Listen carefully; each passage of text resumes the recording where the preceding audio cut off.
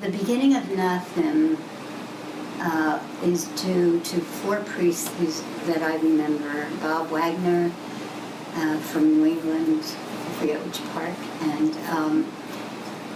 Jerry Saberin from Providence, Cal Gengris, and Father Pat Cullen, who was the only member from the South, from Alabama.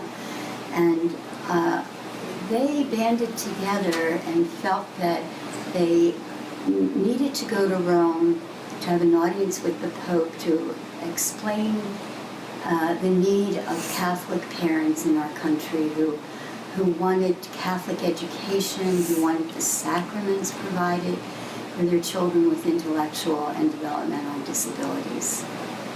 And they came back energized, probably went to their bishops, and they were told that they could start this national organization together. And so that was they were the founders, and then they reached out to the American communities, state by state, I guess diocese by diocese, to find people who were already involved in catechesis development of our children with special needs, and invited those of us who were in that ministry to be on their board. And now I'm very happy to hear about the news of the transition to NCPD as a council on IDD. I believe this will help this organization to continue to grow. It says we're here, we're alive and well, and that it will be nurtured by NCPD and the strength that that organization has had over the years nationally. And it will keep the mission. It will still keep the mission that was the founding fathers, if you will, of the 4 priests that started the organization in the first place. So onward and upward is what I say. Let's keep growing, and this will be a wonderful partnership.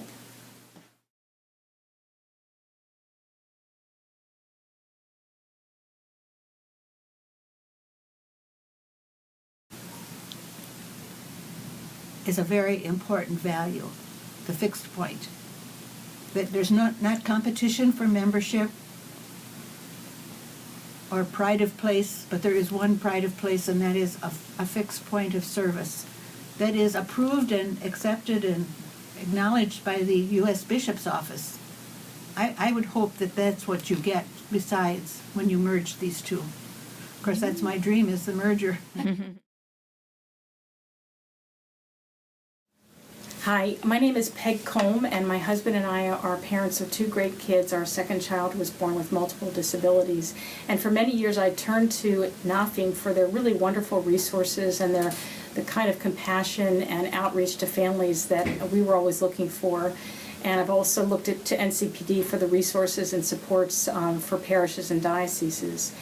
And I'm really looking forward to this new IDD council with NCPD, because I know that as a parent I'll be hoping to see that resources and supports for families and parishes connect with all the work that NCPD does at the diocesan level and with the USCCB.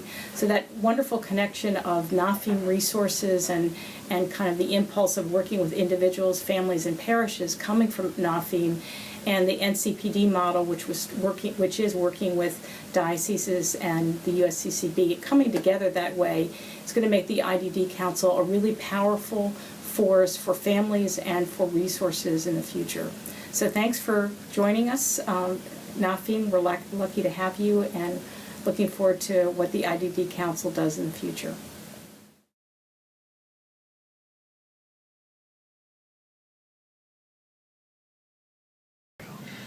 When NAfIM began, it was called the National Apostolate for Persons with Mental Retardation.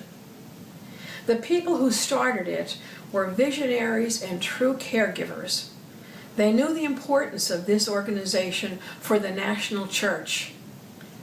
NAMAR, as it was called, produced an excellent magazine filled with articles that we in the field were happy to receive and to use the ideas to assist us, especially in our work in catechesis.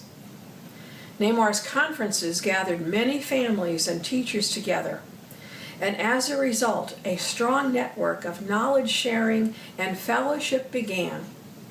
And some of you were probably part of that. During my time as president of NAMAR, we re-looked at the overall mission and began to look at becoming part of NCPD.